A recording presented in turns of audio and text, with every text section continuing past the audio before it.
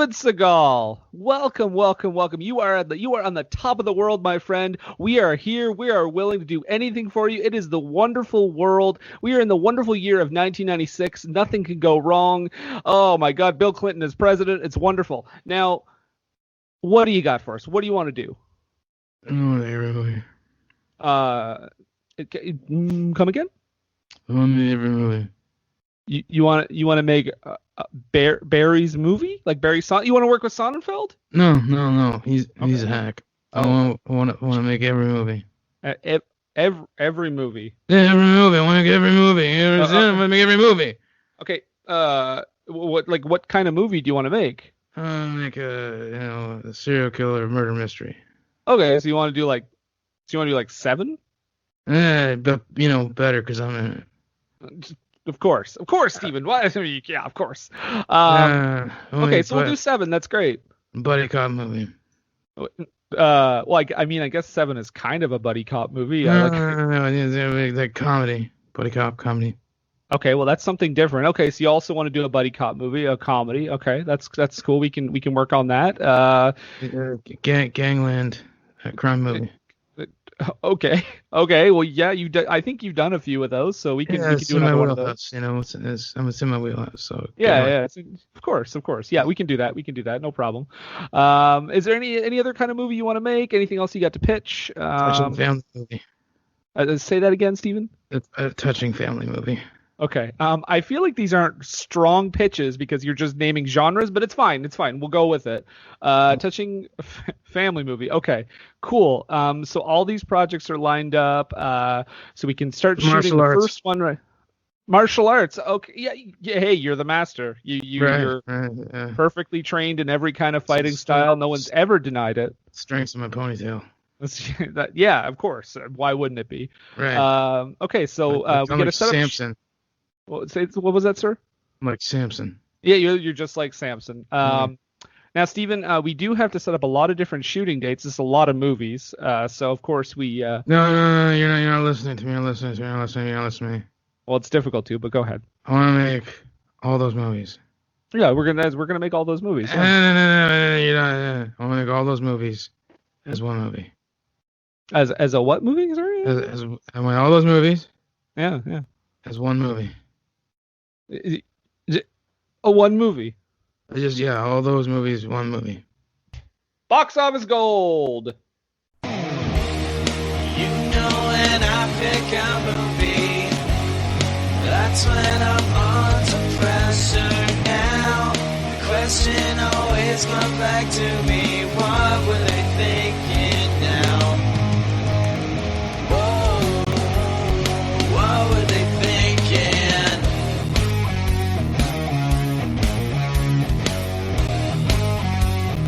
What were they thinking? Ladies and gentlemen, welcome again to another episode of What Were They Thinking? I'm Brendan. Welcome. I'm Nathan. And we talk about bad to questionable movies every week, of course, on this here podcast. And I don't know why we picked The Glimmer Man, Nathan, because this is flawless from start to finish. Oh, yes, indeed. Flawless victory. Thankfully, you need help when you're talking about a flawless film, and we have got it. Ladies and gentlemen, our guest today, you may have seen him in things like Agents of S.H.I.E.L.D., Brooklyn Nine-Nine, as well as countless music videos. He is an avid collector of deer penis memorabilia, and he enjoys long walks on the beach with a mask on. Please welcome Mr. Galen Howard. Hey guys, thank you so much for having me and for this spiritual awakening watching the 1996's The Glimmer Man. Oh man. Do you feel like this is a spiritual film. I hope you guys realize. Didn't add that to the opener. Oh, I want to make a religious movie too. Well, I've been cleansed. It's like I've taken, a heavy dose of deer penis and just my soul has been cleansed. Yeah, like he says, like crying. He has that very profound statement where he says, crying cleanses your soul. So I feel like I've had a nice long cry and just sucking on some deer penis. some powdered deer penis, right? Powdered. Well, powdered. yes. Let's be clear. This is powdered deer penis. Yeah. Like I suck on it through a straw. Like I add it to my smoothie in the morning. Yeah, I mean, I put it in my whiskey. I don't know about you guys. You know, some people swear by CBD. Other people's they swear by powdered deer penis. PDP. PDP. PDP. PDP, baby. Oh, the Glimmer Man. So, guys, this movie somehow Sounds like a horror movie. First of all, yeah, it does. It also cost more than last week's movie when we talked about Street Fighter. What? Yeah. What? The budget for this movie is $45 million. Where? Stephen Tobolowsky. That they spent it all on Stephen Tobolowsky, didn't they? Yep. As they should. He's a fantastic guy. He definitely elevated his scenes. I mean, that was a highlight. It actually got watchable for about 5 minutes. Yes. I'm assuming it also went towards Keenen Ivory Wayne's therapy bills after making this movie with Seagal. But this movie made, at the box office, $20 million.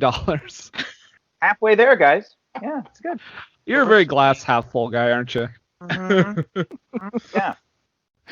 Oh my God! So less than half its money back. This was the tipping point for Seagal. This was right before the direct-to-video stuff was mostly in his future. Yeah. I think he had one more. He made one more movie after this, and then one more theatrical film, and then it was all direct-to-video after that. I think they did Exit Wounds and Half Past Dead. Fire Down Below came right after this. Oh, I thought Fire Down Below was before this for some reason.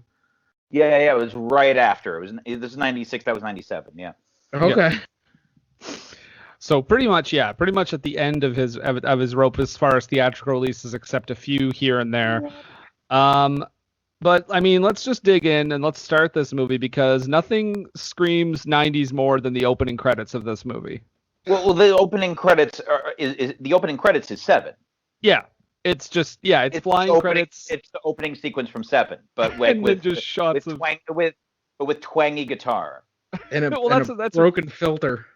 Broken filter and twangy guitar. Just close-ups of mutilation, CSI style. Just great Right, stuff. like little bits of night vision in there.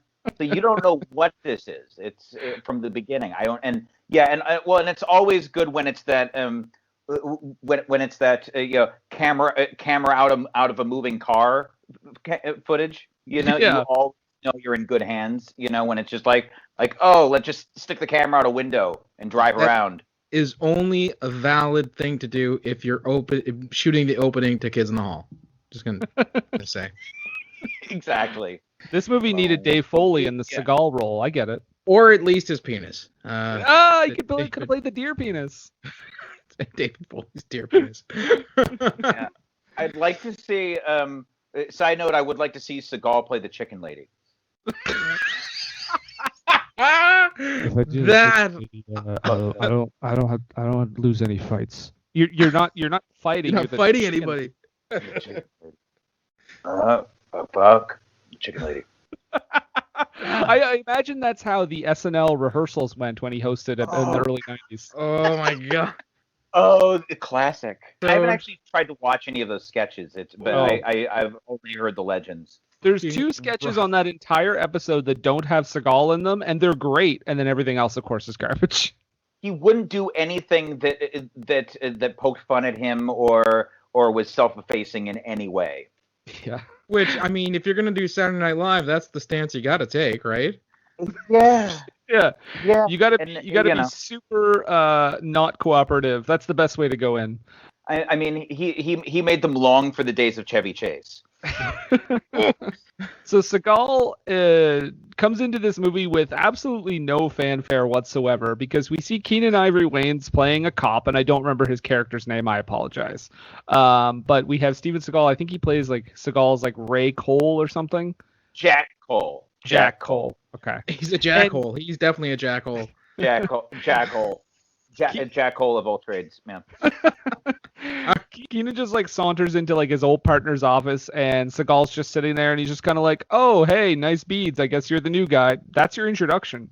That's it. Both of these people, we have no idea who these people are. Like No. like if you look at something like Lethal Weapon, we have it takes its time. We're introduced to the characters. We're invested in these people. First scene, we know there's some crime. We're introduced to these people. We have no idea who they are, why we should care about them or anything.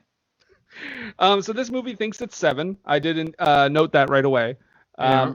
And Seagal and Wayans, they have, man, I know we talk about this a lot, Nathan, about people that don't have chemistry, but holy shit. They look like they want to kill each other. I'm gonna tell you something. Keenan Ivory Wayans, in this movie with Seagal, he had less chemistry that Damon Wayans had with Clayne Crawford towards the end of the second season of Lethal Weapon, the TV series, and they apparently hated each other. Yeah, it's it's miserable. I mean, you just see how how you can just feel the misery on his face in every scene.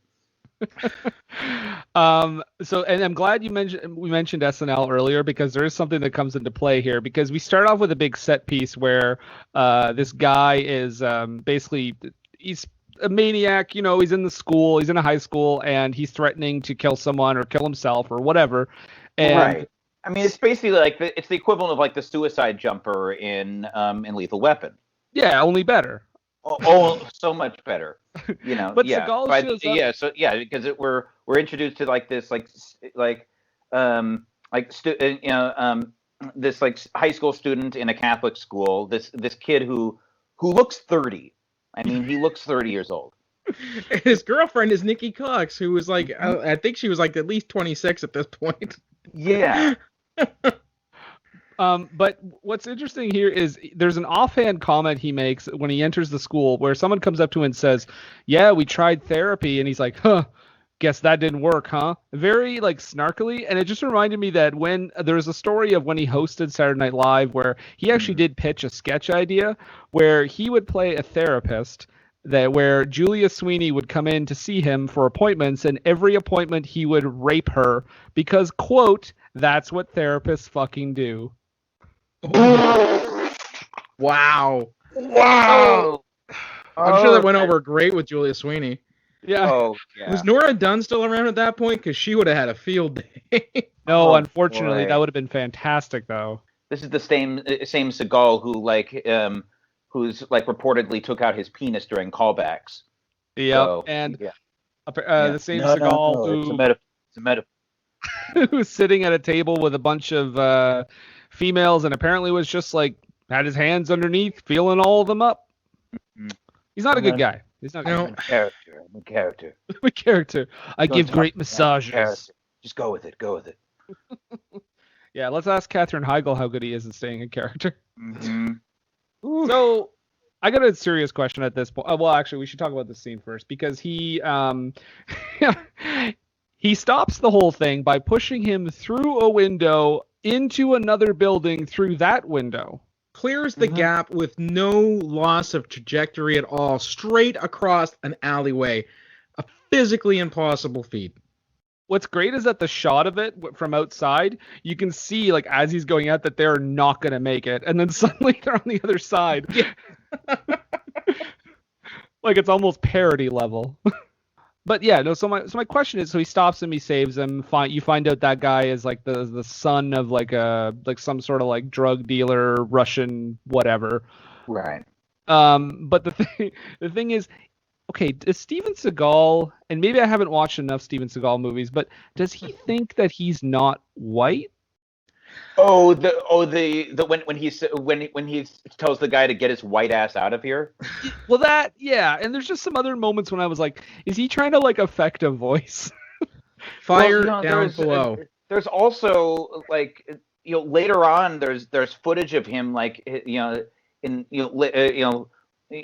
on I think like when he was doing that like reality like cop show when he was like playing when it was like following him around as like a deputy or whatever, and there's a certain point in his career where he's adopted Ebonics. Yeah. And he'll like he'll talk like hey you get on out of here, you get on out of here, and it's like yeah, and it's incredibly uncomfortable. Well, I know. Let's see. there's that. There is the fact that he played an Eskimo Inuit in Yes. Fire Down Below. I should know better. I'm Canadian. Yeah. Um, he plays an Inuit in Fire Down Below. On Deadly Ground, I think it was. That's Oh, the- on that's Deadly what- Ground. Yes, it that's was on right. Deadly Ground. Yes. Yeah. It's at all on the something. It's always the Yeah. three. That was three his words. environmental movie. Yeah. Yes, and I'm surprised he just straight up hasn't done blackface yet. I'm just gonna say that. Yeah, him and Neil Diamond. Yeah. Coming this year, Steven Seagal is the jazz singer. Yeah. Well, They're later in the coming movie, to he America. goes. They go to the Chinese herbalist, Oh, yeah. and he's Chinese. So it could very well be that he is. Yeah, I don't know. Thinking that he's supposed to be part Chinese in this movie. He definitely thinks he's Asian as well. Yeah. Right. Well, Like- he also has spoken out that he that the Dalai Lama he claims told him that he was the descendant of another lama, that he was the reincarnation of a deceased lama. So he believes that as well. I and believe that as well, but not in regards to the spiritual leader, more or less the cousin of the alpaca. Oh, boy. I could see him being, a relative of, a mountain goat type animal that you make sweaters out of their, My wool. Did you guys not hear the story of when Seagal told one of his fellow castmates that he had been named a deity by the Dalai Lama? No. Oh, well, apparently he went into this big diatribe. He's like, the Dalai Lama saw it in his infinite wisdom to deem me a deity. And, now I have such clarity. I have such vision. I can see things for what they are. And then he's going on like this for about 5 minutes. And then apparently some stagehand comes by and he's like, hey, Seagal, your ex-wife's on the phone. He's like, you tell that fucking bitch the kids are mine. Quite the deity. Quite the deity. Just Zen. Just a Zen Yeah, master. that's he was zenning out. Yeah. Yeah. Well, yeah, a teachable moment for sure. Thank you. So, Glimmerman. Yeah. Mm.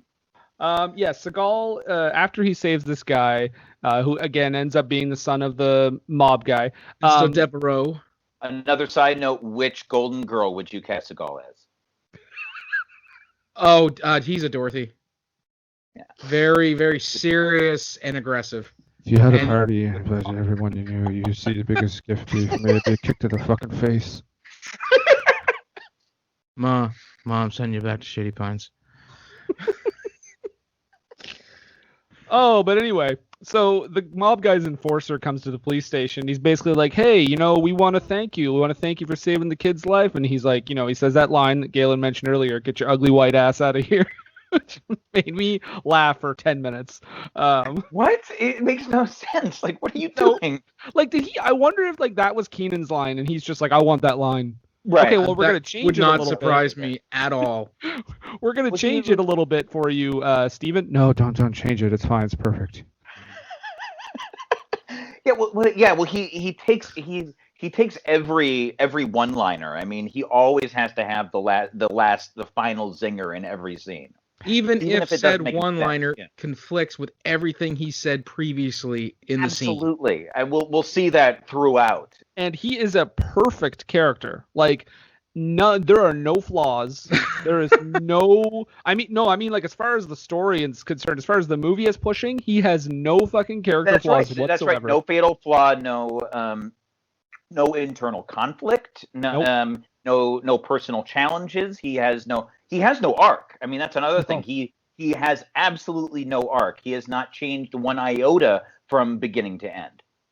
So this is when we find out that so they're going in to investigate. There's these killings. They call him the family killer or the family man. Family Man. Family Yeah. Man. This is where a lot of the stuff, the name of the movie alone bothers me. Like I said at the start, it sounds like it's a horror movie. Mhm. All right, the Glimmer Man. I mean, you think of the Slender Man, the Bye Bye The Man. Bye Bye Man. Yeah. Yeah, all that's- classics, yep. hence- They're still, dreadful. yeah. That's not. I'm not saying they're good movies, but they sound like horror movies, and this sounds like a horror movie. So much so that you would think that the killer in this movie that we think we're going to get right out of the gate, is named the Glimmer Man Mhm. for some reason or other. We don't, but that's not what happens. The Right. serial killer is called the Family Man, and you will find out later if you continue to listen who the Glimmer Man really is. Spoiler alert, but I guarantee you, if Seagal said, if that's the name, that's the nickname you're giving me, that's the title of the fucking movie. Oh my god. My guess is it was probably the Glimmer Man was originally the serial killer, or what Yeah. they called the serial killer, and then he was like, "No, that's me, that's me." I'm the Glimmer Man. I'm the It's Glimmer just Man." like that. No, that's not that, Stephen. That has nothing to do with it. Just, I'm the just. Glimmer Man. And so then that's why they had to make up that whole story that just comes out of nowhere later on of how Like an he has that- RKO. Yeah. Boom, got it in. Got it in. So yeah, they go to the morgue because now we're actually going to get into the, I guess, pardon the pun, the meat of this whole thing. Oh boy. Because they Those go poor to see. actresses. Those poor actresses. Oh my god, that casting call. Yeah. Look, I just need to see. You just need to see your tits because you're going to be on a slab. Can we just double check and make sure this wasn't a Miramax film? I just want to make absolutely sure. So they're explaining what happened, and the coroner says it really doesn't matter that the Family Man killed this poor woman because she would have been dead in a couple of months anyways because she had this type of sarcoma, and someone's like, "Oh, dumb it down." I'm like, "Come on, you hear the word sarcoma, you know what that means. Everybody knows what that means. It's cancer." Yeah. It's But- like they're making him so stupid. I mean, like, But yeah. no, but who asked to dumb it down? Not Steven Steven. Seagal. No, of course Yeah. not. No, he's Also- he's friggin' Sherlock Holmes with every little bitty detail. He has the answer to every problem. And later on he can perfectly he can perfectly wield a surgical knife and cut open her boob. Yeah, and that's and what- knows that the surgical implanted breast implant would have a serial number that they could track down to find out who she is. Okay, so we just said it. So anyone who hasn't seen the Glimmer Man just heard all of that and was like, "What?" That's right. He takes it upon himself, which I'm just gonna say I don't think he's allowed to just take a knife and start cutting. But he Nope. just starts cutting her boob open because he looks at them and he says, "You know what? They're too perfect." He knows just from looking that she has fake boobs, and he knows from looking at her jaw that she's Russian. Mm-hmm. Mm-hmm. Yeah. Well, I love he says like, oh, Keen Ivory Wayne says like, oh, those are nice breasts. He's like, too nice. They're too nice. as if that implies like if boobs are too nice, they're probably fake. Right. I mean, spoken by someone who looks at a lot of boobs.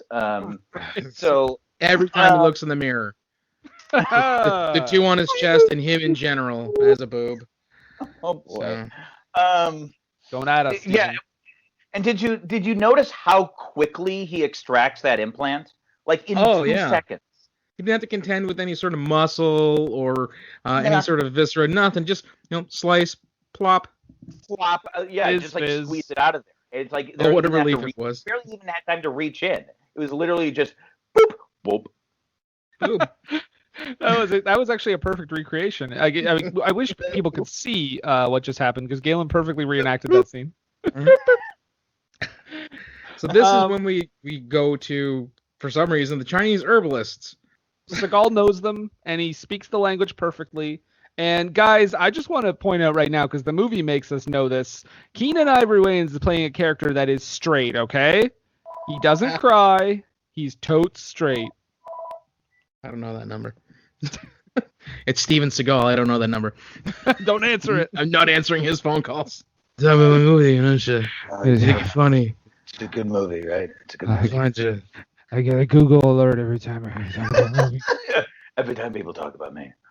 But this is the classic scene of the film because Keenan and Seagal are in this store, and Keenan Ivory Wayans says he's allergic to the incense. So Right. Seagal does the classic trick of making him eat powdered deer penis. That old chestnut. Right. It's and by having him in on the joke is having him presented as a joke kind of kills the humor of it, because it'd be one thing if it was like if because he presents himself as this spiritual guy. I mean, he's in there to he's all about his herbs. He knows these people very well. This is part of his culture apparently, or the culture that he has embraced. And so it would be one thing to be like, oh, you should check this out. This is like, this'll heal you, whatever. But instead it's like, oh, you just ate deer penis. And it's like, it completely, it'd be much better if it was like, oh yeah, that's deer penis. I eat it all the time. And then you have a contrast, but instead it's just like, ha. Yeah, it's more of like a Seagal being like, you made a big deal out of saying you didn't cry earlier, but now you're totally gay because you just ate deer penis, dude.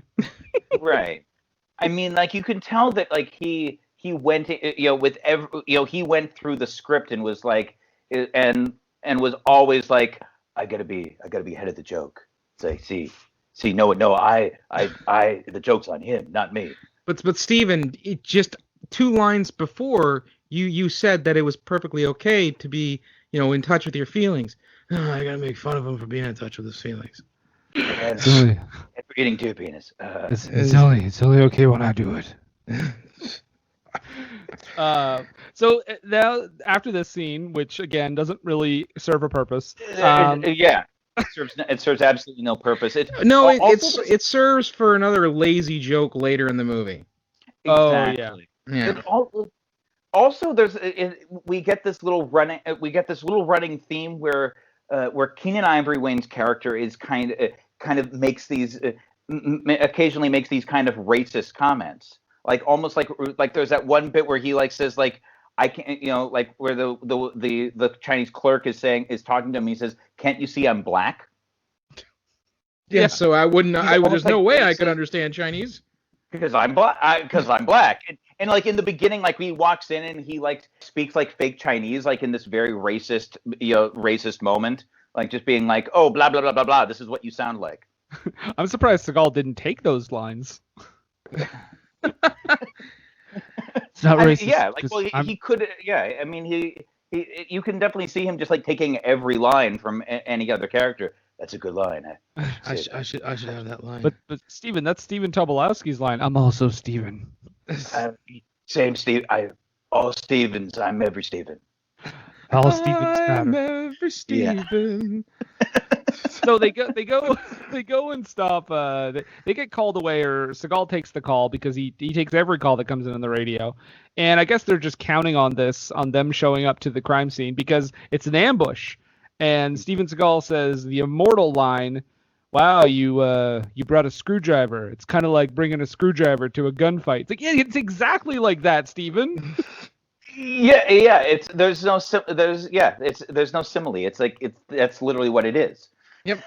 But then you guys, he gets out of it. By the way, he says to Keenan Ivory Wayans, I don't fight. I'm not a violent man by design. But how many people do we see him kill in this movie? With his with his credit card switchblade? His credit card knife, yes. Yeah. God. By the way, if you have fashioned a credit card switchblade, you can't tell me, oh, my religion says I can't kill. I am not a violent person. Yeah. You took the time to fasten a concealed weapon. And I love also this is the one this is like the first scene where we see his fighting style, which is just slapping really quick, just Drunken kind of monkey moving his arms like and everyone just kind of moves around him. It's like if you have a giant wrestler like I don't know, like a Yokozuna or something, just barely moving and everyone just bounces off of him and does the work. Yes. That's that's pretty much it. Like everyone comes at him. Yeah, there is a line here, guys. I swear to God, someone after this says he's like Bruce Lee, only better. Okay, I have that note. I guarantee you he shoehorned that line in for himself. Of course he did. He makes Keenan Ivory Wayans describe him to the police chief like that. It's like, I don't even know. Like, he wasn't doing anything. He was just standing around. Then he just starts fighting. He was like Bruce Lee, only better. I was like, no, you keep his name out of your fucking mouth. Well, he also has the line in that same scene. He has the line, "He's weird. He speaks Chinese." Yeah, that's real weird, guys. So weird. It's so weird. Speaking a different Again, language. he has this kind of. They're giving these moments of making of having Keenan Ivory Wayne's just slightly racist, because he also has the line in that scene before where he's like, "Oh yeah, I speak Russian," and then he kicks some dude's ass and he goes, "Yeah, I speak Black Russian." Yeah, your get Russian's it? pretty good. Yeah, You get it, guys? Oh, I get it. Yeah. That adds up. What? There's some more murders at this point. One of them is a psychiatrist, and one of them we find out is Seagal's ex-wife. Yeah. So now there's some suspicion that Seagal may be the killer. Of course, we know that's bullshit because Steven Seagal is starring in a movie that he, by the way, it was he produced this. I just noticed this on the credits. What? He was one of the producers. That course makes he- so much more sense now. I also love that scene because you always know that the actor is really bringing it when the other actor they're working with has to be the one to notice they're having an emotional reaction, because he just like looks at them, he looks at the bodies and like slightly grimaces, and then Keenan Ivory Wayans has to say, "Are you okay?" And it's like he looks like he's battling indigestion. Yes, he like had a little bout of gas there. Like he It's ate like, Subway too quickly. I know I said that crying was okay, but I don't want to cry in this movie. Well, Steven, it's your ex-wife, don't you think? Shut the fuck up. I don't know. You I shut the don't fuck cry. up about my I ex-wife. don't You cry. tell her the kids are mine. I'm a fucking Zen master.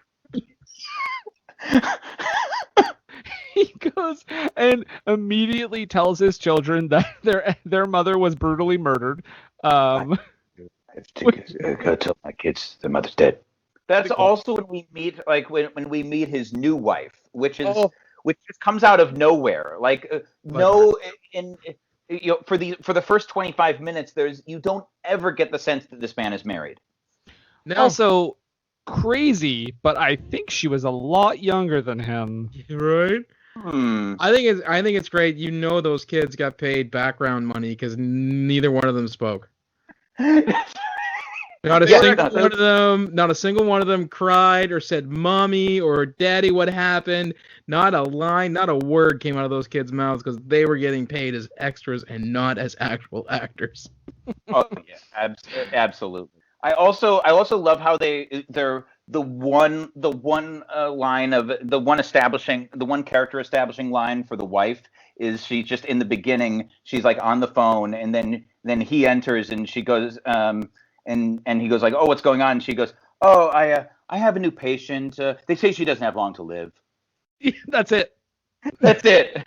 And just completely nonchalant, like, "Oh yeah, she's gonna die soon. Yeah, it was a long day at the office. Yeah, we had a new file come in. Oh yeah, she's gonna die. My patient's gonna die." If I have a wife in this movie, I want her to be a fucking failure. Nobody can be better than me. Oh, baby. She loses patience every day. Make sure she got 3 dead people. Seagal, that's a weird kind of subplot to throw into this movie. Let's make it happen. Just that establishing line, like, yeah, we get it. She's a nurse or a doctor or something. Yeah, we get it. Yeah. That's it. Yeah. Seagal at this point tries to get a hold of one of the better actors in this movie, Brian Cox. Oh my god, he's so much better than this movie.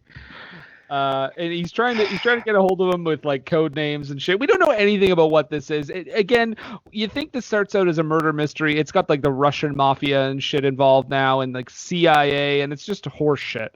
But he tries to get a hold of Brian Cox, and he blows him off basically. But that doesn't stop Seagal from going into a restaurant. And just the best thing is like he is not a violent man, guys. He is not a violent man. This scene, I didn't check the credits, and I really should. But was the maitre d' Sacha Baron Cohen? Because it looked like him. No. That big bushy mustache like Borat, and the big hair. You don't remember when he punched him and he was like, "My wife." My wife. Nice. he knocks the fucking maitre d' out. With no provocation. With No. absolutely no provocation. He's just like, oh, slap, slap, slap. Slap, slap, slap. I mean, he's kind of rude, but that's about it. Kind of, yeah.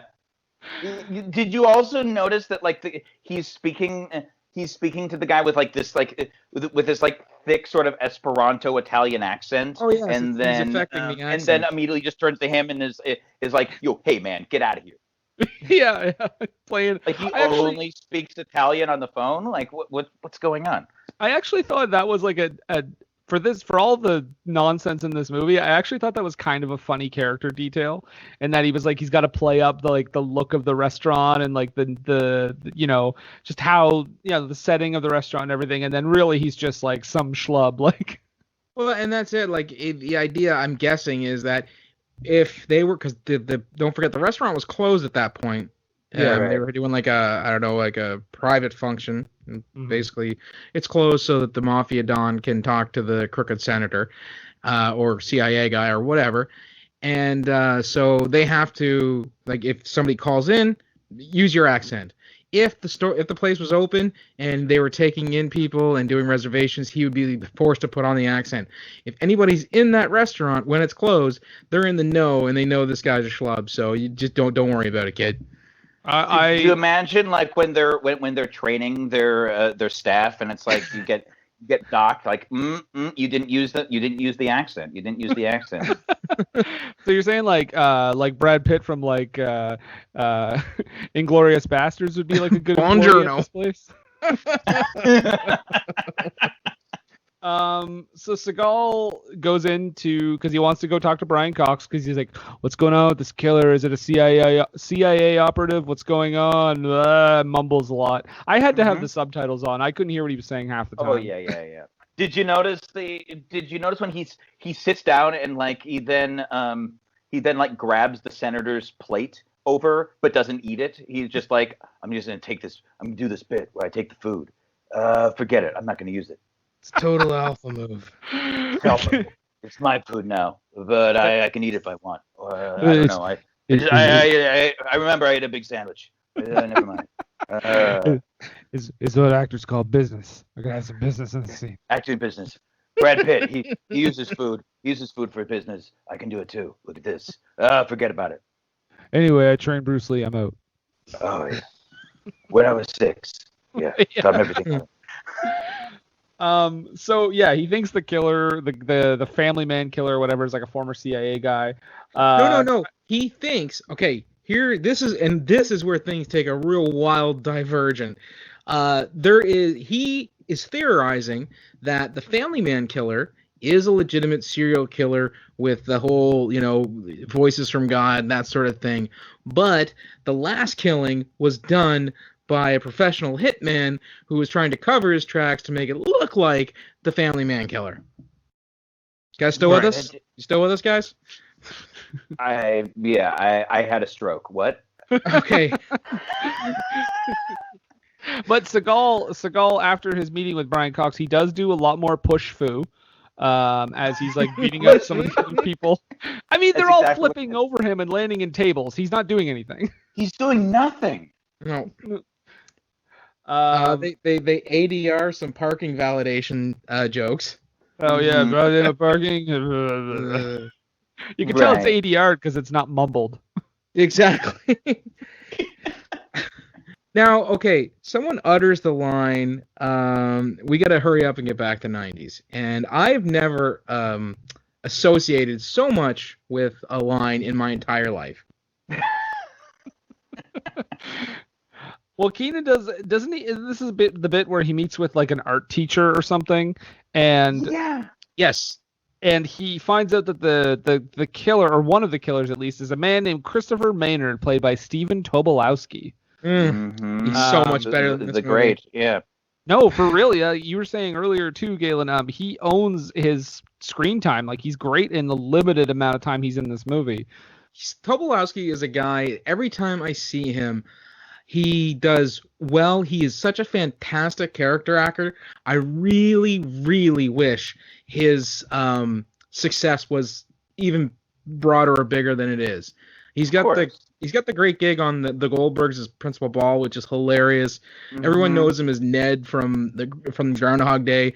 Absolutely. This movie right here, just the 5 minutes that we see him, is like you said, the only really good part of this entire movie. He shows that he has such fantastic range by doing this like serial killer tortured character that it makes you forget for just the briefest of times that you're in a shitty Steven Seagal movie. Absolutely. Yeah. I mean, he should have. I mean, he at this point, like, he deserves like Richard Jenkins' career. Yeah, There you go. agreed. Of course, guys, this is gonna blow everyone's minds, but Mhm. everyone goes looking for him, and Seagal is the only one smart enough to say, "Wait, let's go to the closest church, because I bet you he's there." And sure enough, he shows up. There is a There he is. standoff where Tobolowsky has a priest. Seagal helps get the priest out of there by asking if he could walk over and then saying, "Get out of here." Get out of here. Hey, And then Come over. apparently come over. one of the hardest scenes to agree to get Seagal to do behind the scenes was have this standoff where Tobolowsky is like, "I'm going to kill you if you don't kill me," and Seagal ends up shooting him because, or else he's going to kill him. Apparently Stephen Tobolowsky had to be the one to convince Seagal to do this because Right. he was like, Yeah. "I don't think I should shoot anyone," and he had to like word it in a way where like, "Well, Steven, what you're doing really is like freeing my soul." And when he put it that Right. way, Seagal was like, So I can "Okay, be I'll do it." reincarnated, so my soul can ascend. Yeah. So what Yeah. you're saying is that Stephen Tobolowsky is the Steven Seagal whisperer. Yeah. He was able to communicate. Yeah. Yeah. Like, And I'll do it 'cause and, it's and mind another you, this is Steven. after the character has sliced throats. I mean, later, spoiler alert, later on, he, like, impales someone like through the neck. I mean, it's like there's it makes why he takes exception here is just confounding. Yeah, for a guy who doesn't fight, he murders a lot of people. Massacres. Galen, they're in a church. I will also say this. This is the second time he has had to try to negotiate a hostage situation, and both times the person he was talking to wanted to kill themselves. I don't think that's a coincidence. and they're in a religious building. Right? Right. Interesting. Yeah. Obviously, But, both yeah. of them know if they're in one's in a Catholic church, the other's in a Catholic school. If they're following the tenets of that religion, they know that if they kill themselves, they're doing themselves to eternal damnation. So, the alternative to talking to Steven Seagal is eternal damnation, and they chose eternal damnation. I'm just gonna, just a theory I'm working on, just chopping it around. Not a bad choice. Not a bad choice. Mm. So of course, the cops show up after this has all happened, and they're like, "Well, why the fuck you kill him, you fucking idiot?" And they take him in to get a lie detector test, internal affairs. And of course, he passes it with flying colors, and they say, "Listen, he's either the greatest liar that has ever lived, or he's telling the truth." Yeah. Like, I've never Well, seen results like this, is what they say. he passes the test, but he also ends it prematurely. Like halfway through, he's just like, "I'm done." Well, yeah, like I wrote down, like, of course, if you did a test of like 100 questions and you only answered 5 of them and you got those 5 right, you aced it. Like, of course. Yeah, and they were just like, perfect. Yeah, it's just, and, it's. I mean, is that like how he took his SATs? It's like, 5 minutes, like, fuck you, I'm done. He wrote And his they're like, name and he was I like, guess I got, so. Okay. Yeah, he's. He Oh, wrote and his- by the way, Stephen Tobolowsky was in New York when the last 2 killings happened. So we find that out in this scene too. And then breaks into John Woo's apartment apparently. So many doves and pigeons in that apartment. Oh, the indoor birdcage. Yeah. Yeah. is this where he just has that fight with the assassin dude or whatever, the Yes. ninja? Yeah. Yes, he's literally. I'm like, he's literally being attacked by ninjas. Really? Really? And I that don't dude think goes, Golan and Globus would take such a bold stance. And that is yeah, the house that ninjas built. that's right. Yeah. and that's where he goes back. That ninja dude goes back to Deverell, and he's like, "Yeah, there's nothing to tie you to any of these murders. Don't worry about it." And then the next thing we get to be reminded of two way better movies. Why? Okay, continues a trend. Bad movies that we've talked about on this show, referring to classic movies. For some reason, they want to remind us how shitty this is because Keenen Ivory Wayans' big thing is he loves Casablanca. For no actually, reason.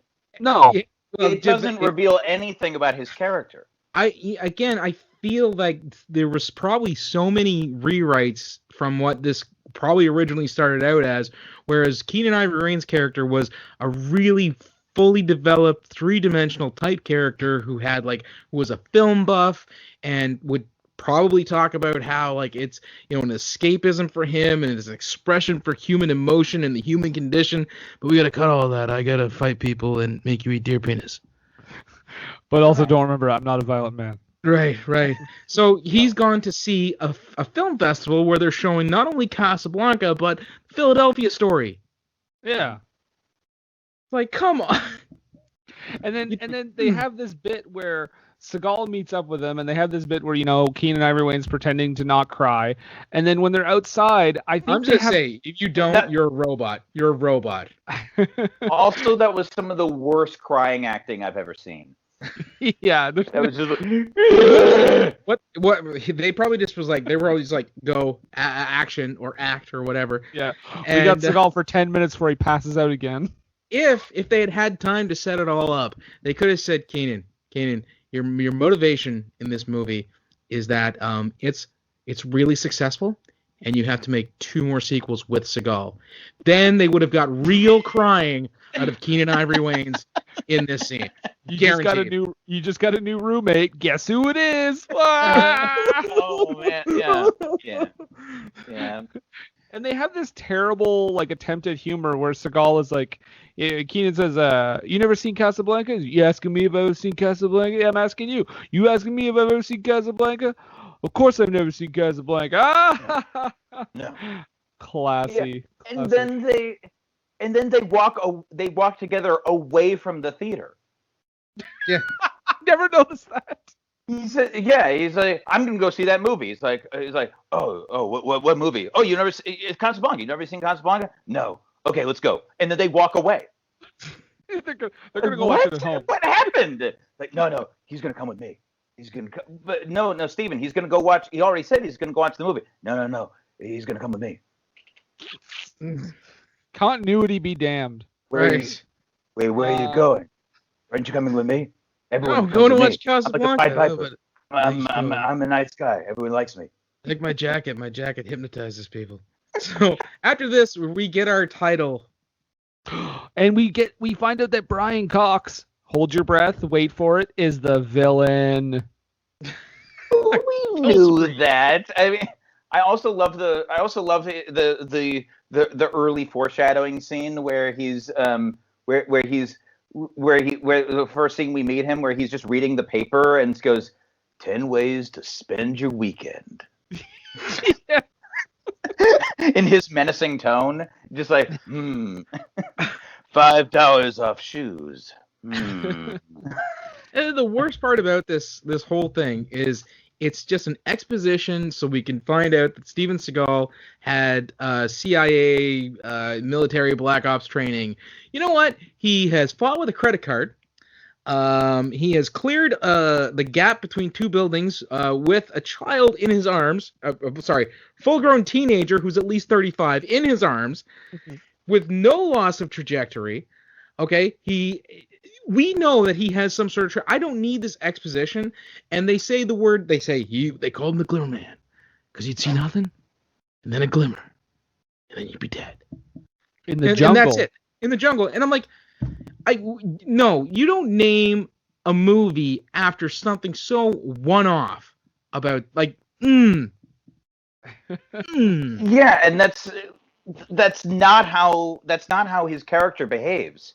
He is quite obvious. He is he kind of just heavy foots his way through every fight. Yeah. He vanishes with. He does not vanish and leaves many traces. right? Especially not now. So now it's time for Keenan to get attacked in his home by a ninja, and he also gets to outrun when you least expect it. So they're called ninjas. But he does get to outrun a fireball, which I'm really shocked that Seagal didn't put in the script for himself. Yeah. This was actually for me the saddest part of the movie, because all of that classic film memorabilia that I'm sure meant something in an earlier draft. Right. Just gets destroyed. Yeah. That he's a film buff. He enjoyed film with his family or with his father or something. Yeah, but we don't get any of that. We just get all this classic memorabilia that just goes up in flames, in this classic film unto itself. Of course. Yeah. And while this is all happening, Seagal also is taken in by these two people who say, we're taking you into the station, and he discovers quickly that there are a couple of bad guys, and he escapes and blows them up because they're so good. He very willingly goes with them. He doesn't suspect anything. He's just like, until he sees this where are we going? Okay. Spetsnaz or Brotherhood tattoo or whatever, so he knows that they're in the mafia. And rather, in Russian, and then they right. Dude, it's like every dumb person is in this car. We do then have a classic bit, though, where Seagal gets to tell another joke, because he goes to Keenan Wayans' apartment and he says, like, hey, the CDs still look okay. Do you mind if I take them? Right, and I mean, if you're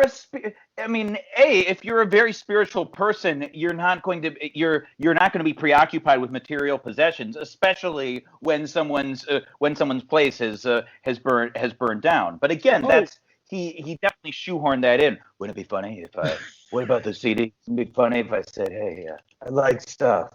Yeah. You're supposed to be a Buddhist, Stephen. What if one of them's Duran Duran? I could be like, my Kirk could be, I really love Duran Duran. I'm hungry because I'm hungry like a wolf. Get it? Stephen, you're supposed to be a Buddhist. Your rejection of all material belongings. No, but I like Duran Duran. What if they had cut to the CDs and one of them had been like the Dalai Lama on tape?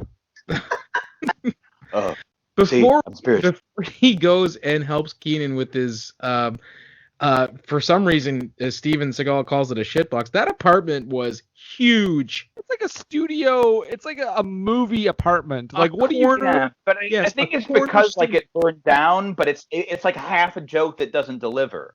No, but it's like when he's escaping from the false arrest, and he basically sends the other guys off into like a tanker truck. It starts exploding before they hit it. Mm-hmm.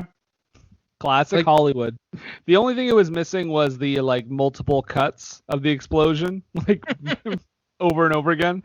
That would have been that's the 190 staple they were missing. We got an LA riots reference too, because God. Is your place always like this? Yeah, I bought all this stuff after the riots. Hilarious. And then And then they have another callback to that joke.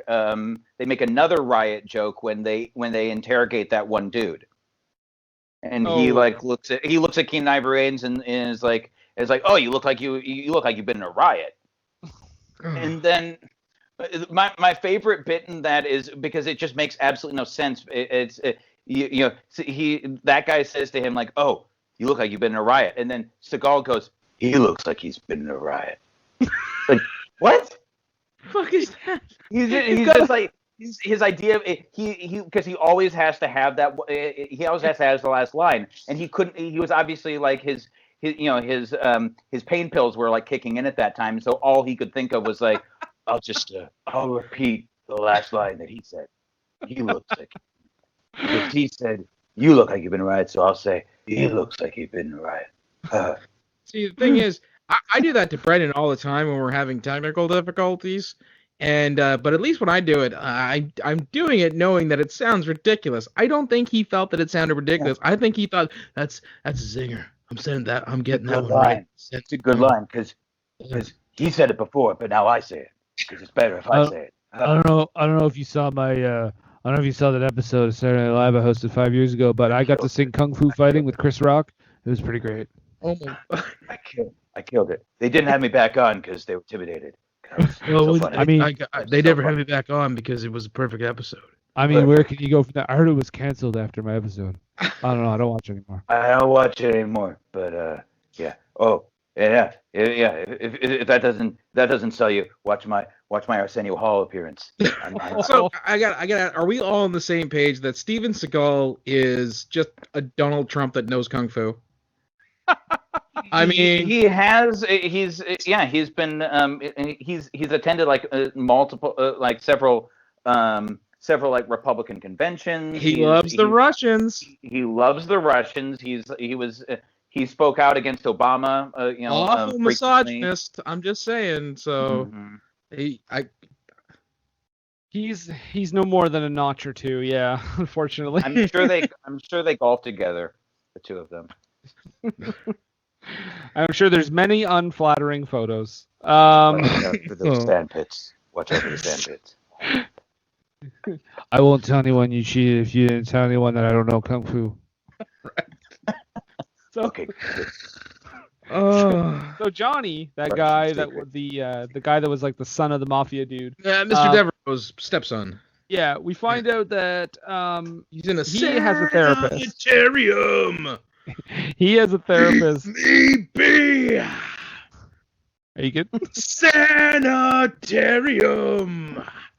That's Master of Puppets. That's a classic Metallica. I only know the chorus. Good job. Good job. But Johnny says like, yeah, I have a therapist. Right now. I could just do it. Acapella. Would you like that? No, that costs too much money. We're good. We're We good. don't have it in the budget. Wait a little longer for Patreon to come in. I don't think Metallica's not known to be litigious, are they? No, not at all. In fact, they openly Oh, no, advocated for Napster when they Right. started. So Johnny has a therapist, and they find out that basically his father was freaking out because he doesn't know what he's telling the therapist about his business, and Brian Cox wants him to kill his own son, and he's like, okay, if you don't do it, I will. Seagal then hilariously lays in the bed where they expect the kid to be, and then kills the would-be assassin. And then, of course, they place him under protective custody of nuns, who, by the way, I don't think will be able to stop an assassin. I don't know. I mean, Whoopi Goldberg. I mean, she was able to avoid the mafia and Sister Act. I'm just gonna. I mean, Harvey it would Keitel. Yeah. have been a great cameo. Mhm. That would have been a great cameo. Can you imagine her dealing with Steven Seagal? Like Kick his ass. like mid '90s Whoopi Goldberg, not taking shit from anybody, still kind of like mad at stuff, dealing with I Steven mean- Seagal. I'm surprised he hasn't been on The View. Oh my god! He would get eviscerated by everyone except Meghan. Meghan Yeah. McCain. Hey, Barbara, is your vision really 2020? Haha, I gotcha. See, that could be funny too. Anyway, have you ever seen the time I hosted Saturday Night Live? Sorry, I like mentioning that in every interview. Yeah. Are we gonna do a sketch? We're gonna do a sketch. This isn't a sketch show; it's a talk show. We should do a sketch. It should be in a costume. Like Yeah. I'm gonna be a therapist, and every time you come, Okay. All right. Whoopi, Barbara, you're gonna be my patients. Okay. I'm a method actor. he is a meth head actor. See what I did there? See what I did there? see what you did there. Brilliant. Brilliant. Thank you. Trust me, just looking at him nowadays, he is not a meth head. So anyway, Seagal is. What are we getting? Yeah, they catch up with Brian Cox and they're torturing him for a while. They shoot him Why in both does his Brian hands. Cox look like fucking Colonel Sanders in this at this point? He's got Because- like a- Well, I say. oh my god, that would have been great. If he just Wolverine, I started done captured you, son. started doing Foghorn Leghorn. That'd be awesome. I done put the adamantium in your bones. I say, you let my son find you.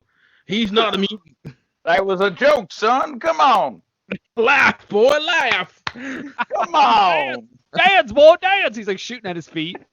They torture him, and then they start setting up this chess game, as Seagal said, because they tell the mob dude Deverell that his trigger man, who we find out is the second killer, they find out who the Trigger Man is, and then Keenan tells the Trigger Man that he was sold down the river. So they basically set them up to murder each other, which I'm like, I don't think you can do that as cops. This movie wishes it was as smart as it thinks it is. Speaking to your Trump theory, the name of the thug's name is Donald. There you go. All right, yeah, no, that's just more evidence in the pile. I'm gonna put it over here. Right? Yeah. So the Yeah. Trigger the Trigger Man Donald ends up killing Deverell because he sold him down the river. Keenan runs into a couple of kids and in the apartment building where they're in, it says "Showdown on Sesame Street." Am I right? Oh, the worst. Yeah. Hey, Keenan, what if you said Showdown on Sesame Street? Because the kids, right? Yeah, because you know what was hilarious was that some like kids that really got shot by cops who thought they had guns when they had fake guns. Yeah. Actually not happened problematic at all. Yeah. around this time. Mhm. And that's the thing. It's not even a situation where you're in hindsight. It's like, that's kind of problematic these days. That was problematic back then. As are a lot of things that people like to say. No, that's just hindsight. No, Birth of a Nation. That's just racist now.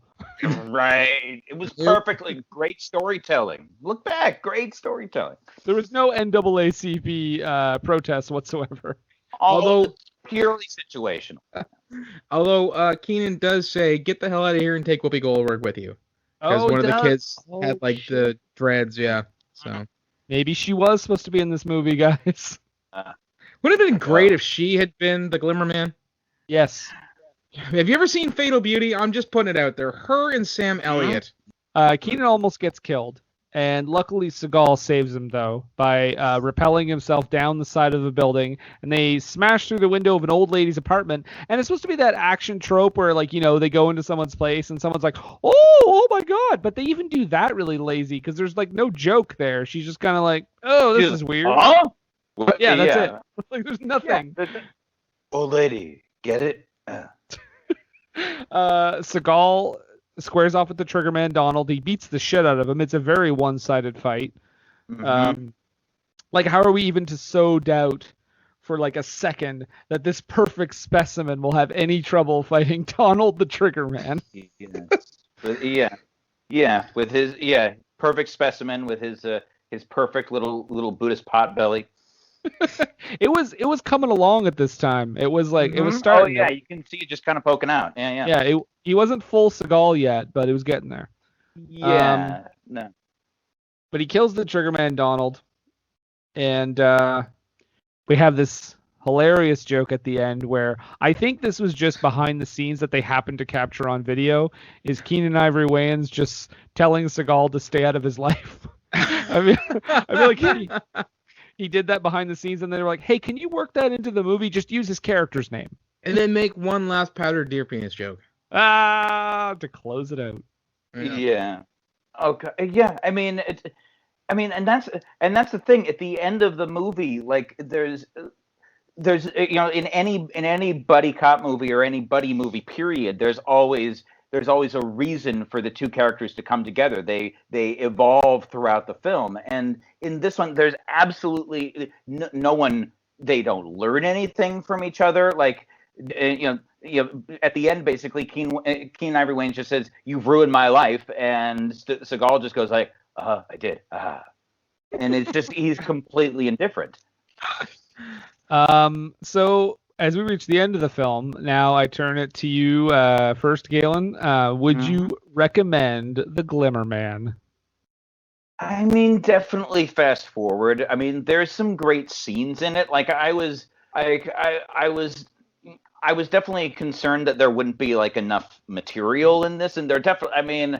I definitely enjoyed myself. I was taking copious notes. But other than that, I don't know why you would necessarily inflict this film on yourself. It's just, it's angering, it's perplexing. I don't know. I mean, if you like this particular kind of torture, I mean, I suppose. But I mean, there are definitely some scenes that delivered. But I mean, like the Tobolowsky scene was great. And honestly, like like on like a B action movie level, like the Russian kidnapping scene with the explosion. I mean, that definitely delivered. But other than that, it's maddening throughout. It makes absolutely no sense. It doesn't, none of it delivers, and you feel bad for Keenan Ivory Wayans that he didn't pick a better movie. I mean, so All right, glowing. Nathan, what do you think? I would not recommend this movie, but I would recommend, if he's listening, Stephen Tobolowsky, put your scenes from this movie on your demo reel. Yeah. Get some dramatic roles, my friend, because I think I really can't say enough about he was, as I've said before, an island of reality in the ocean of diarrhea that was Glimmerman. well put.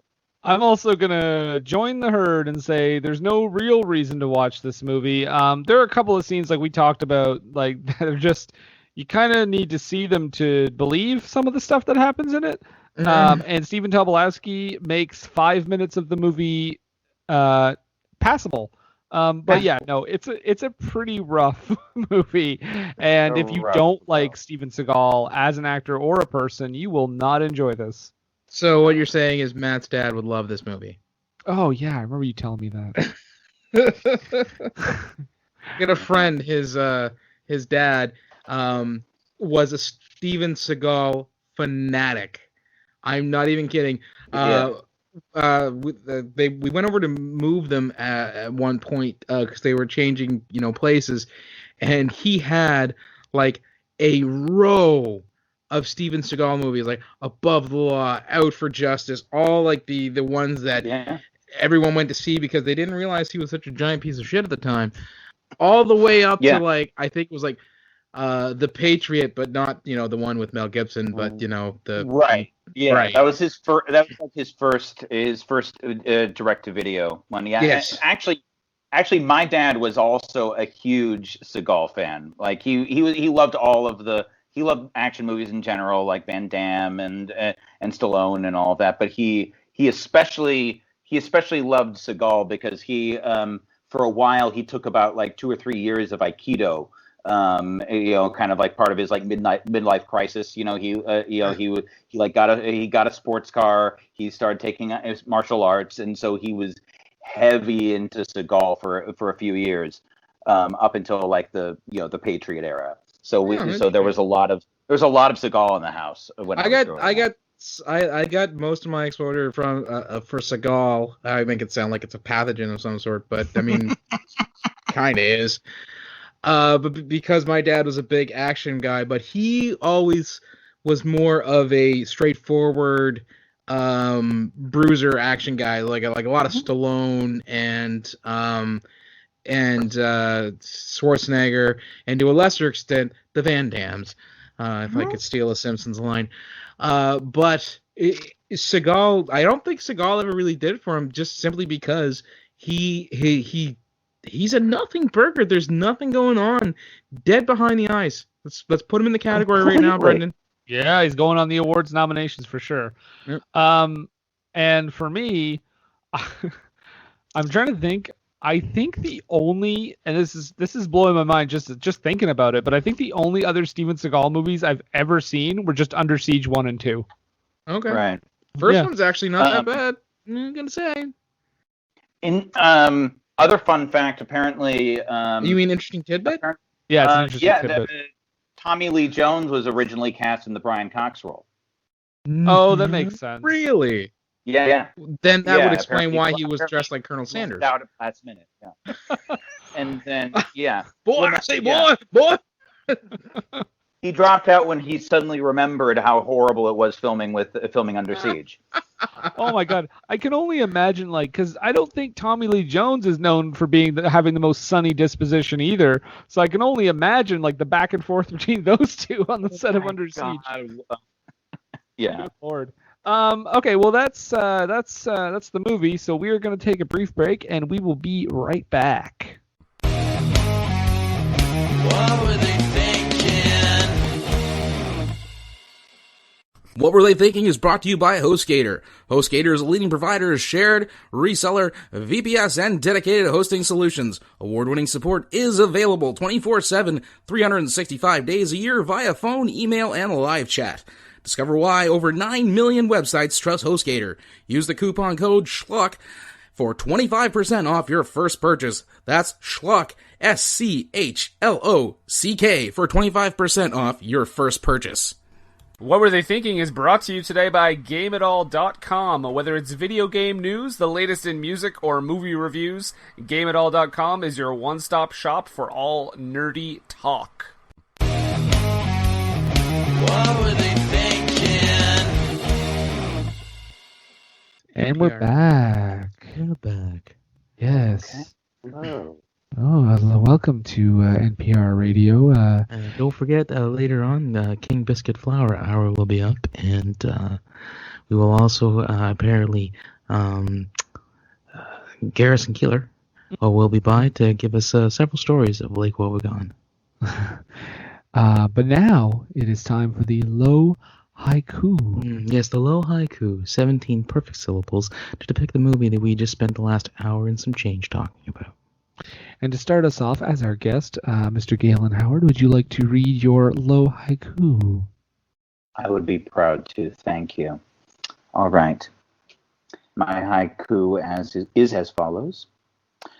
Buddhists seek an end to suffering. Clearly, they did not make this film. Very good, very good. Thank you. Very good. All right, I'll read my haiku here.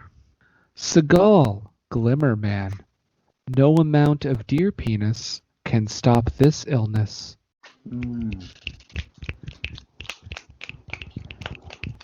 Thank you. All right, very good. I shall I'll wrap this up here with Keenan looked so sad. Glimmer, Glimmer, Glimmer Man. Career, circling drain. Mm. I see what you did there. Yes, Very very good. nice. And we're gonna go.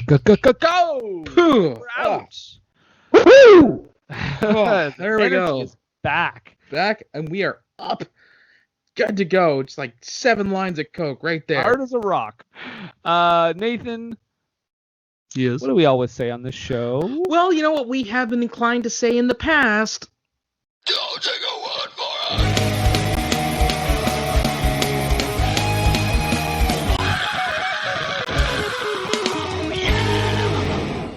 That's right, folks. I don't know how this happened, but this movie on Rotten Tomatoes, well, I know how this happened. 12% of the critics liked it, more than Street Fighter, Nathan. That's 2% more. insane. And 18% more of the audience liked this movie than Street No, Fighter. So I don't believe it. No, 38%. we're living in the upside down. No, that's not a thing. Wow. Well, let's Street Fighter is heads and shoulders above this movie, in my opinion. Let's get into it here. The critics, Quentin Curtis of the Daily Telegraph says, John Gray's The Glimmer Man is strictly for Steven Seagal fans, if there is such a species. Oh, terrible. Well, let's see here. Richard Harrington of the Washington Post wrote, the plot of The Glimmer Man involves not only the family man, but our evil secret government, deep state, the Russian mafia, and rich power politicians, the three stooges of action cinema in the 90s. All melded into one. Yeah. I want to make one movie. All movies. Yeah. Well, we weren't alone in that in some of our references, because Michael Dakina of the Movie Report says the quote-unquote plot is an odd mishmash of a typical Seagal vehicle, Lethal Weapon, and Seven, with a wisecracking Keenen Ivory Wayans teaming up with Seagal to catch a serial killer. Yep. This There you one, this one goes a little personal. This is from Time Out magazine, and it says, although this slick Seagal action pick won't convert diehard detractors, aficionados will note that he's both gained weight and lightened up. I think it's also notable that that is from one of the few positive reviews. Yeah. It is a positive review. It's a positive review. Okay. Yeah. That's a well, positive review. Jeff Millar of the Houston Chronicle wrote, subtract the gruesomeness, the language, and some naked stuff, and the film is indistinguishable from an episode of a TV cop show. I will say that if they did cut out the Russian crime aspect, it was the whole Family Man thing was reminiscent of an episode of Criminal Minds. Honestly, I probably would have liked this movie better if they just stuck to the one plot. Right. Like at Thank you. least as a dumb, fun movie. Well, yeah, you can tell that they just, again, he wanted to make every movie, and they just kept adding in one thing after another. Like, oh, but what about this? What about this? I want to take down the Russian mob too. Don't forget to include the scene where I can tell which tits are fake. You guys got the Yeah. deer And penis yeah, jokes, that's I just sent Russian. you, right? I can tell she's Russian. all 7 pages of deer penis jokes that I sent you. You got those, right? All right, Galen, send us home for the professional critics reviews. Well, also from the movie report, I think this is a great send off. Glimmer should be just that, a flash in the box office pan that quickly vanishes without a trace. Oh. There you go. Burn. All right, guys, let's get into the meat of this Rotten Tomatoes experiment. Let's get into the audience reviews, because I've got a wonderful one here from Mr. Brock G. And Brock G says, when I think of an objectively good movie, well directed and criminally underrated, The Glimmer Man is the first thing that comes to mind. Pay attention to the movie. It's a buddy cop movie throughout and starts off as a comedy, but becomes serious toward the middle and end when Seagal found out his ex-wife was killed, Seagal and Wayans dodging the Russian mafia, tracking down who set them up, and being 5 steps ahead of the curve. Smart characters who connect the dots and think logically. The forensic aspect of this film is what makes it so compelling. Discovering how the family man thinks and the Glimmer Man bringing him to justice is what this film gets right on so many levels. 5 stars. We never understand how he thinks, because he's on screen for 4 minutes. That's right. Personally, I think Brock needs an ADD medication of some sort, because if he was able to follow it and say this makes sense, he's got some attention deficit disorder. But Street J also loved it. Okay. In fact, so much so that he starts off with his review of, I love this movie. Partially because I love watching Steven Seagal. But Wayans is a decent sidekick, and the cast, namely Gunton and Cox, are interesting, always. Actors to watch. This movie had it all and is still entertaining. 5 stars. Wrong, Street J. Let's see, Andrew K. WK? And not Andrew WK. I mean, maybe. This is his reviewing title. But attempts to make a joke here, but doesn't really work. He says, it's like powdered deer penis. It may be good for you, but it still tastes horrible. How is it good for you? This film is not good. I don't think this film is good for you. It helps with allergies, as they explained in the movie. So if you have allergies, get yourself some powdered deer penis. Yeah. All right. So this one is from Patrick W. I can only assume is Patrick Warburton. I thought it was Patrick Wilson from The Conjuring. It could be both. They could be posting under the same account. They share it. They're roommates. Simply reads, Seagal plus a Wayans brother equals, oh yeah, 3.5 stars. Wow. Well, I got a review from Guido S, which I can only assume is Guido Sarducci. Mhm. Yes, do the voice. He writes, Steven Seagal is basically himself, a spiritual martial artist who is full of cheese, and is brought to the help with the serial killer called the Family Man, a killer who kills families, hangs them up on crucifixions. But sounds like would be a good, actually kind of enjoyed it for a while, felt incredibly tongue-in-cheek, and there wouldn't be serious about this. Then the plot started to unfold, and I couldn't see the clear day. Who was the killer would be soon be as it walked on the screen. He should have just tore the mustache and looked sinister to make it a little more so. So it follows. This is a pretty standard buddy cop affair. Only to have a charm at the beginning when it was obvious what was going to happen. Should have been gone all in the irony. This might have been good. I saw the Pope. 2 stars. I also expected perhaps find the popes in the pizza contest. There you go. That wasn't verbatim. If I was doing the Sarducci voice, I had to drop stuff. So. Oh God. Derek D says it's not Rush Hour, true, but thank God it's not, because if Wayans was even half as annoying and unfunny as Chris Tucker, I would have thrown this DVD into the fireplace before the classroom scene. Oh, So let's be clear. His main detractor, his biggest concern was that Keenen Ivory Wayans was not going to be spot on. Yeah. Right. He knew Mhm. Steven Seagal Yeah, was that's going to his send home a concern. quality product. Okay, all right, okay. That's his ace in the hole right there. Okay, I'm going to read 2 in a row just because one is very quick. It's Great. from Kyle B, and he simply says, LOL, I reviewed The Glimmer Man. 1.5 stars. Yes, Good job. sir. But DGJ says, Detectives Jack Cole and Jim Campbell have just been assigned to track down the Family Man, a heinous serial killer who slaughters entire households. Their efforts embroil the pair in a spiraling ... Detectives Jack Cole and Jim Campbell have just been assigned to track down the Family Man, a heinous serial killer who slaughters entire households. Their efforts embroil the pair in a spiraling web of intrigue involving the Russian mob, the CIA, deceitful government agents, mercenaries, and even arms trading. Cole and Campbell need to be careful because one mistake could be their last. 5 stars. That's just the Ooh. box. And he repeated it.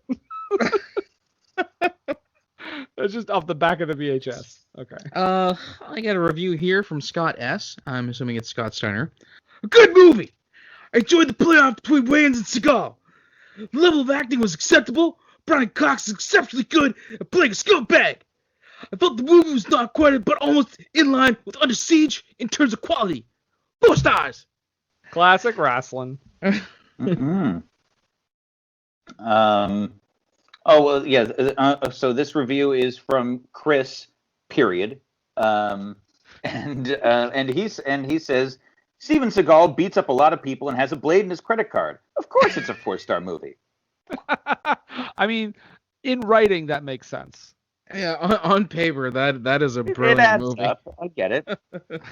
Mhm. I have one more here, and it's from Simply Kyle. Oh, Kyle. God, Kyle? Really? Kyle? Again? He gives Kyle. it. Such a Kyle. He says, I loved it. I thought it was pretty funny and full of action. If someone asked me if it was good, I'd say hell yeah. 4.5 stars. Smiley face emoticon.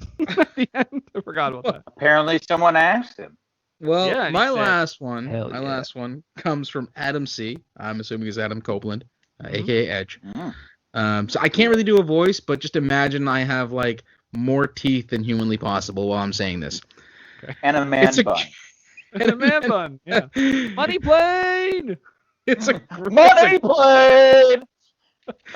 It's a great storyline with a nice dark feel. Seagal is at his best in something like this, and the chemistry is really noticeable. 4 stars. There you go. I was waiting for that. All right, Galen, you got one more to send us home here? Okay. Cornelius C. writes. I can't think of any Oh, Cornelius. That's Chevy Chase's real name. Oh Oh, shit. Cornelius. Cornelius This Chase. This is Chevy Chase. Yeah. Pretty good idea to put Steven Seagal and Keen Ivory Wayans in a movie together, but the movie could have been better. Also funny to see Steven Seagal have a little funny side to him.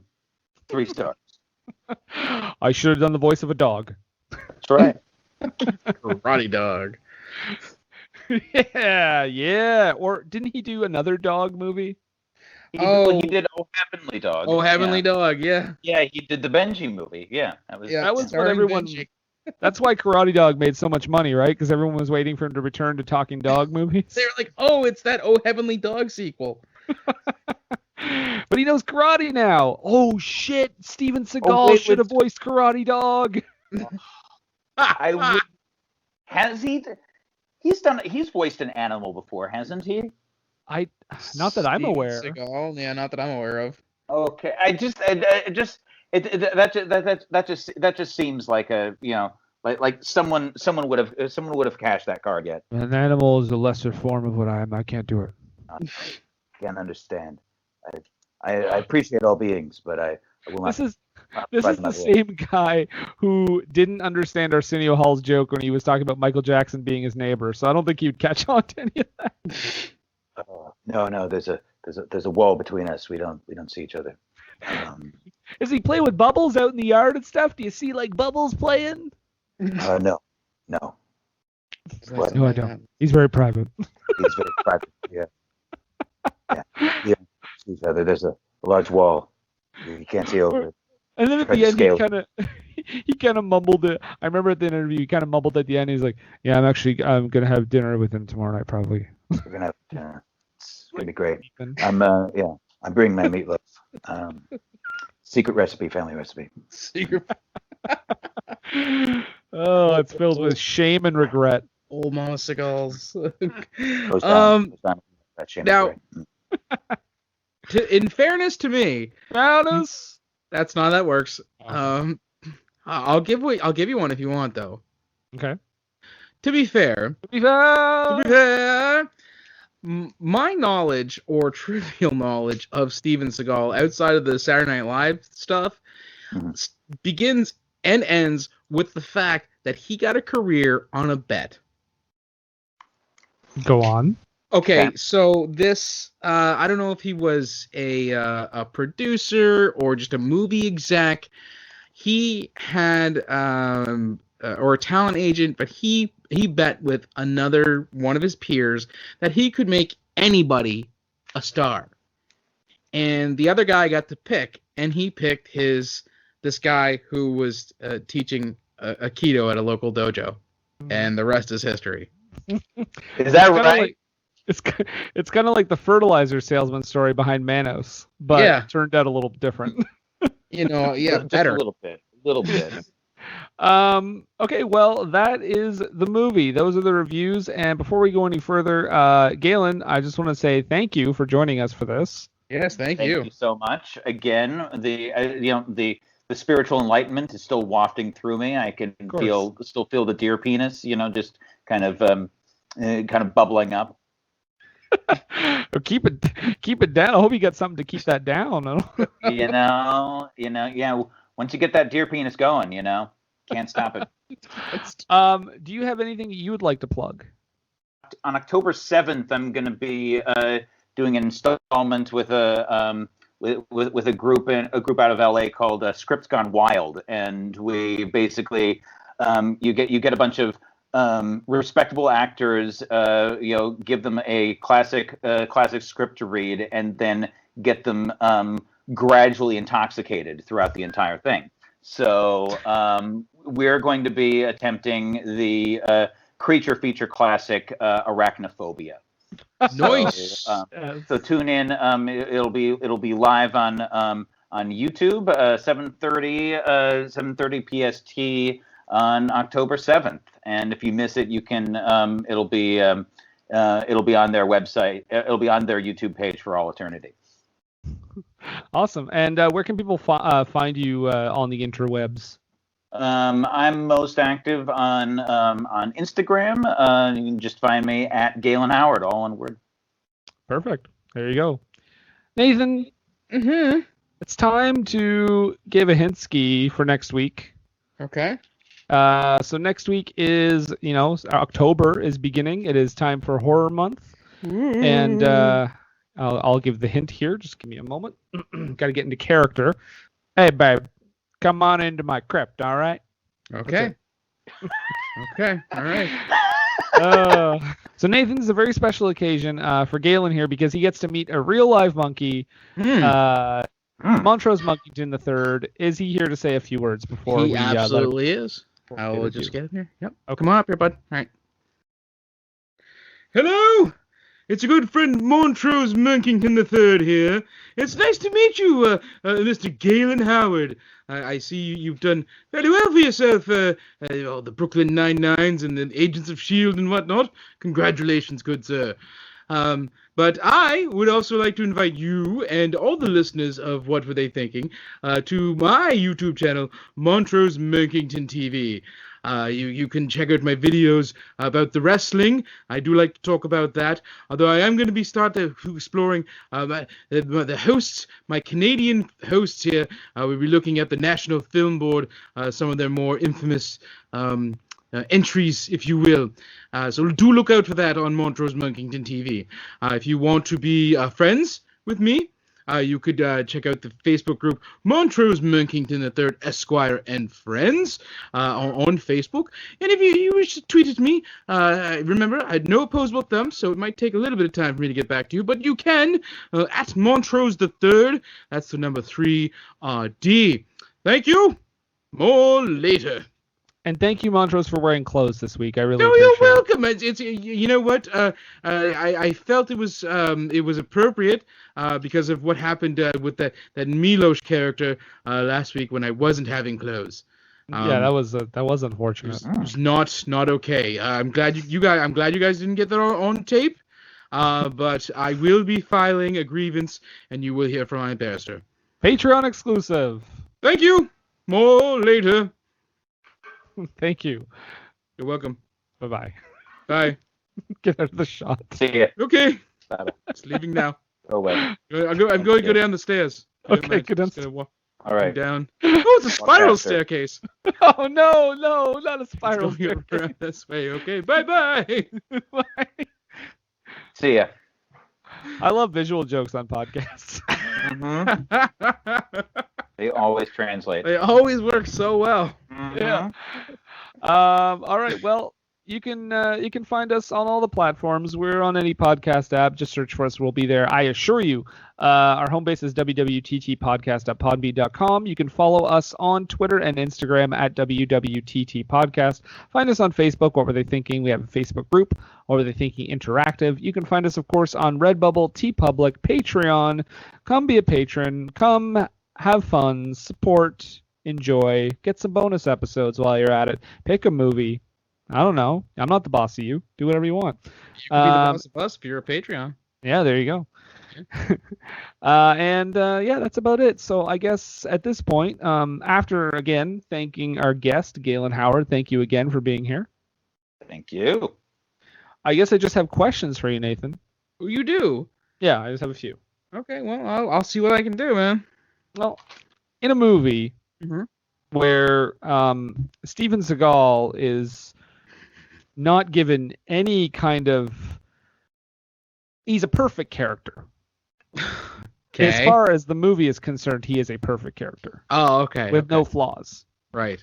In a movie in which, as Galen said earlier in the episode, Keenan Ivory Wayans makes a lot of racist jokes. Yeah, a little bit. Yeah. In a movie in which Stephen Tobolowsky saves 8% of it. Conservatively. Yeah. Admirable. And in a movie in which somehow Seagal can defy the law of physics by going through two buildings' windows, even though the trajectory would send him to the ground. Mm-hmm. And in a movie with powdered deer penis. Right. I just have to ask. What's that? What were they thinking? Everybody was kung fu fighting.